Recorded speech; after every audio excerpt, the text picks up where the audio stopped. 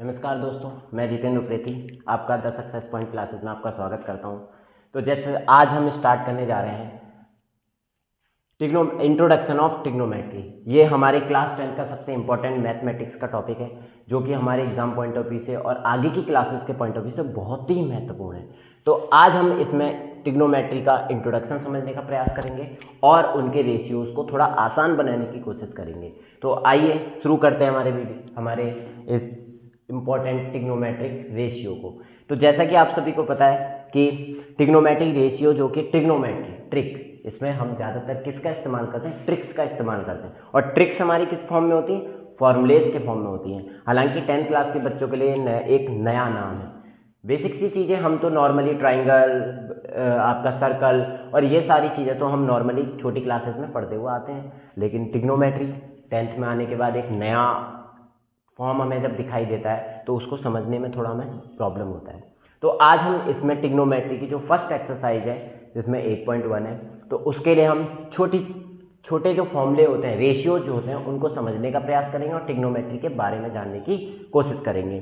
तो बाकी जो एक्सरसाइजेस के सॉल्यूशन है वो हमें अगली वीडियोस में दिखाई देंगे। ठीक है, तो वीडियो को स्टार्ट करने से पहले चैनल को सब्सक्राइब कर दीजिए और दोस्तों के साथ शेयर भी कर दीजिए। तो आइए स्टार्ट करते हैं ट्रिग्नोमेट्रिक इंट्रोडक्शन ऑफ ट्रिग्नोमेट्री। देखो, ट्रिग्नोमेट्री जो है ये 3 वर्डों से मिलकर बनी हुई है। ट्रिग्नोमेट्री कितने वर्डों से मिलकर बनी हुई है? 3 शब्दों से मिलकर बनी हुई है। 3 वर्ड्स कौन कौन से हैं? पहला है ट्राई, दूसरा है गॉनमेट्री। ट्राइगोनमेट्री। ट्राइगोनमेट्री का मतलब क्या होता है? ट्राई का मतलब होता है आपका एंगल और गॉन का मतलब होता है साइड और मेट्री का मतलब होता है मेजरमेंट। अब देखो यहाँ पे क्या होता है ना कि ट्रिग्नोमेट्री हमें साइड और एंगल के मेजरमेंट में मदद करती है।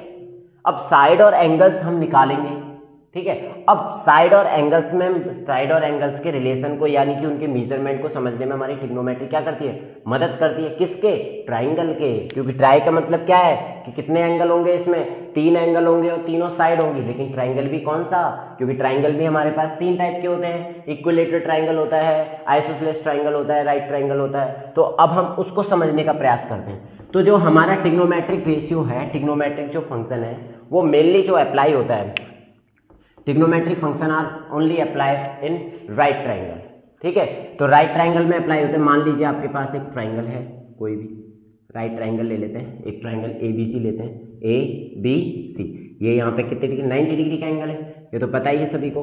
ठीक है, राइट ट्राइंगल के अंदर क्या होती हैं? कुछ प्रॉपर्टीज, आपको बेसिक सी प्रॉपर्टी राइट ट्राइंगल के बारे में पता होनी चाहिए कि राइट ट्राइंगल में क्या क्या होता है। राइट ट्राइंगल के अंदर सबसे बेसिक प्रॉपर्टीज ये होती हैं कि ये जो होता है इसको बोलते हैं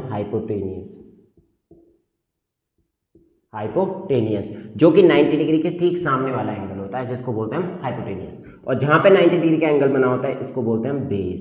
क्या बोलते हैं? बेस। और ये जो साइड होती है इसको बोलते हैं परपेंडिकुलर। ये 3 चीजें हमारी राइट ट्राइंगल के अंदर होती हैं। तो देखिए, ट्रिग्नोमेट्री जो यूज करते हैं हम इस राइट ट्राइंगल में यूज करेंगे। राइट ट्राइंगल के अंदर जो ट्रिग्नोमेट्रिक फंक्शंस होते हैं, मेनली जो हमारे ट्रिग्नोमेट्रिक फंक्शन होते हैं वो कितने टाइप के होते हैं? ट्रिग्नोमेट्री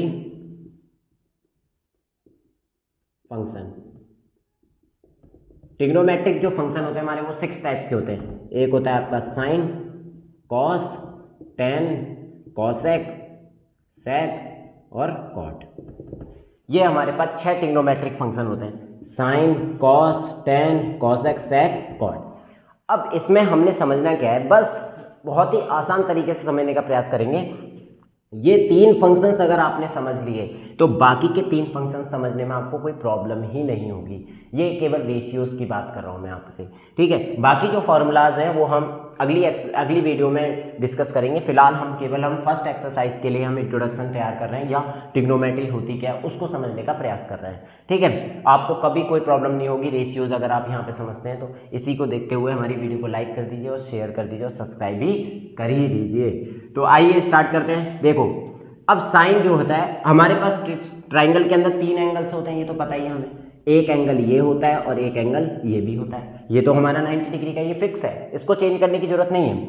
हमारे 2 एंगल्स और होते हैं, एक एंगल ए दिखाई दे रहा है और एक एंगल सी दिखाई दे रहा है। तो एंगल ए के लिए हम क्या करते हैं कि इसको मान लेते हैं हम क्या, थीटा, और इसको क्या मान लेते हैं हम, अल्फा।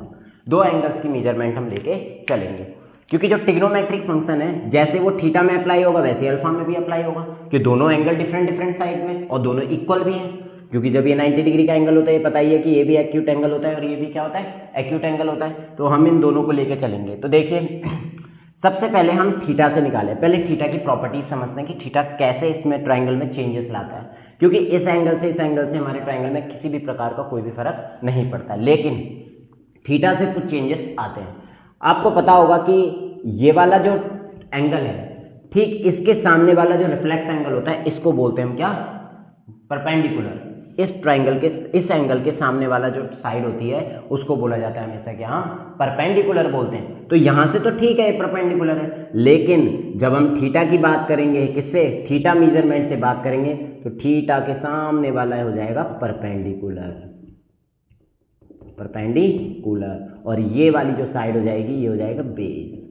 बस ये आपको क्या करना है, याद रखना है दिमाग में कि कौन से एंगल, बस केवल हमारी जो साइड्स वगैरह जो चेंज होती हैं वो केवल यहीं से चेंज होती है, बाकी कुछ चेंज नहीं होते। तो आइए डिस्कस करते हैं ट्रिग्नोमेट्रिक रेशियो, ट्रिग्नोमेट्रिक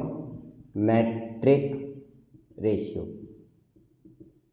तो देखो ट्रिग्नोमेट्रिक रेशियो के लिए आपको एक सिंपल सा एक फॉर्मुलेशन याद रखना है, जो कि बहुत ही आसान तरीका आपको बताएगा, p b p upon h h b, ठीक है, p b p upon h h b. इसका मतलब होता है कि इस पी के ऊपर आएगा साइन, इसके ऊपर आएगा कॉस, इसके ऊपर आएगा टेन, इसके ऊपर आएगा कॉसेक, इसके ऊपर सेक और इसके ऊपर कॉट। ये 6 फंक्शंस हमारे इसके अकॉर्डिंग आसानी से याद हो जाएंगे। हमें ट्रिग्नोमेट्रिक रेशियो समझने में इतनी दिक्कत होनी ही नहीं चाहिए।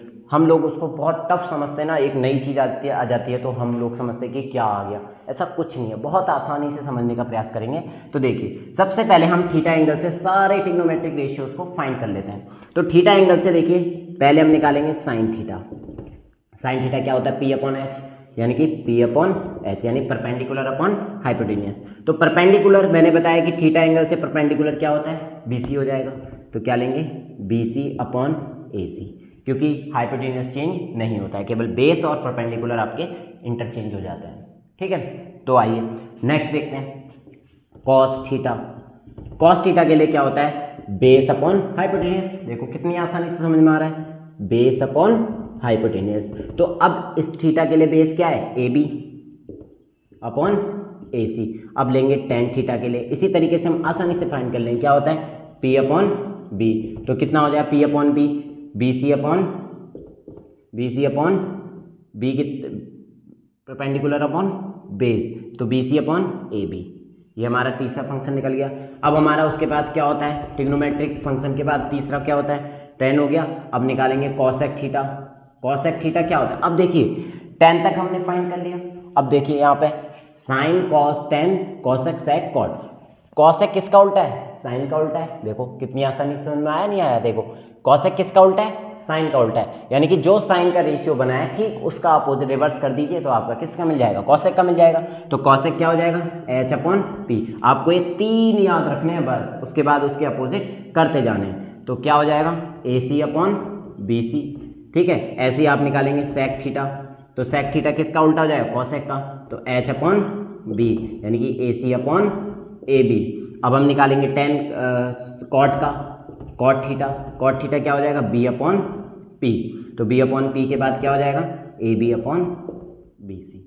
देखिए कितनी आसानी से समझ में आ गया। अगर हमने 3 रेशियो समझ लिए तो दूसरे तो हमारे क्या हो जाएंगे, ठीक उसके अपोजिट हुए। साइन का उल्टा कॉस है, कॉस का उल्टा सेक, टेन का उल्टा कॉट।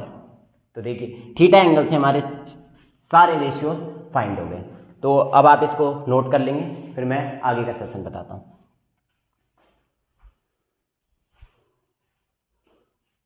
ठीक है, तो आइए अगला देखते हैं। ये हमारी बात हो गई किससे, थीटा एंगल से, ठीक है ना।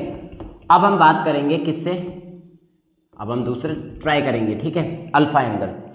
तो हमारे पास एक एंगल और दिखाई दे रहा है, ये अल्फा एंगल। अब हम थीटा को भूल जाते हैं। अब अल्फा एंगल से क्या होगा, इसका जो परपेंडिकुलर होगा वो क्या होगा, ये होगा परपेंडिकुलर, और इसका बेस जो होगा वो क्या होगा, ये होगा, बेस ही हो जाएगा, ठीक है। तो आइए देखते हैं। सबसे पहले हम निकालेंगे इसका क्या, साइन अल्फा। साइन अल्फा क्या होता है, पी अपॉन एच होता है। तो इसका परपेंडिकुलर क्या है, ए बी है अपॉन ए सी। ठीक है, क्लियर है, ओके। नाउ कॉस अल्फा क्या होता है, बी अपॉन एच। तो बी अपॉन एच के लिए क्या हो जाएगा, बेस अपॉन हाइपोटेनियस, यानी कि B C upon B C. इसके लिए तो बेस यही है, हाइपोटेनियस आपका सेम ही रहता है, हाइपोटेनियस चेंज नहीं होना है। ठीक है, टेन अल्फा के लिए क्या करेंगे हम, पी अपॉन बी। देखो वहाँ पे सारे रेशियोज दिखाई दे रहे हैं ना आपको। ठीक है, वहाँ पे भी नज़र रखिएगा, आपको ये ट्रिक याद रखनी है जिससे कि किसी भी प्रकार का कोई कन्फ्यूजन आपको क्रिएट ना हो। अगर कोई भी डाउट है तो आप कमेंट बॉक्स में हमें बताइए, हम उसको सॉल्व करेंगे। तो परपेंडिकुलर कितना है आपका, ए बी अपॉन बेस कितना है आपका, बी सी। ये आपके 3 निकल गए। अब ठीक इसका उल्टा कर दो, ये किसका उल्टा होता है, कॉसेक अल्फा कितना हो जाएगा, cosec alpha H upon P. इसका उल्टा कर दो, ए सी अपॉन ए बी। कोई डाउट, नो, ठीक है। तो कॉस किसका उल्टा होता है, सेक अल्फा कितना हो जाएगा, एच अपॉन बी। तो क्या हो जाएगा, A C upon B C. Any doubt, no, ठीक है। आगे देखते हैं, 10 का क्या हो जाएगा, कॉट अल्फा कितना हो जाएगा, बी अपॉन पी। तो कितना होगा, B C upon A B. तो यहाँ पे हमने देखो सारे के सारे रेशियोज निकाल दिए, जितने भी हमारे चेंजेस हो रहे थे। पहले हमने थीटा से निकाला, फिर हमने अल्फा से निकाला। अब इसमें क्या है, बस हमने एक ट्रिक के थ्रू हमने माध्यम से निकाल दिया। आपको बस क्या करना है, एक ट्रिक को याद रखना है और 6 के 6 आपको ट्रिग्नोमेट्रिक फंक्शंस को याद रखना है, जिससे कि आपको किसी भी प्रकार का डाउट ना हो।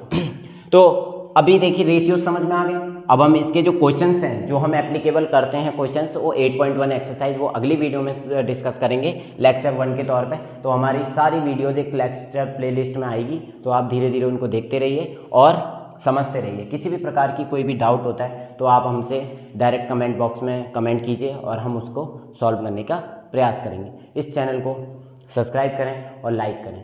धन्यवाद।